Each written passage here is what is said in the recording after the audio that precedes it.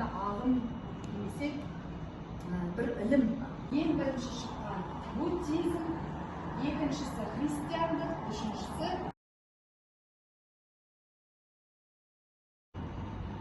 жамандықтан сақтандыру үшін.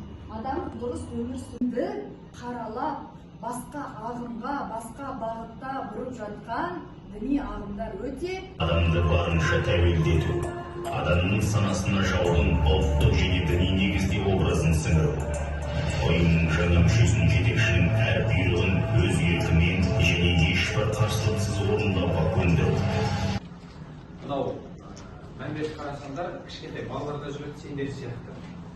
Сонда бұл қалалар қалай түсіп қалды, бұндай террористік немесе экстремистік ұйымның тұзақтарына, өз орысша айтқан кезде вербовка дейді ғой балалар, иә? Сол вербовкаға олар қалай түсіп қалды деген кезде, бүгінгі таңда бәрі білесіңдер ғой, широко распространенный ол не? Әлеуметтік желі. Олар былай еткенде, адам когда стрессовый ситуацияда жүреді,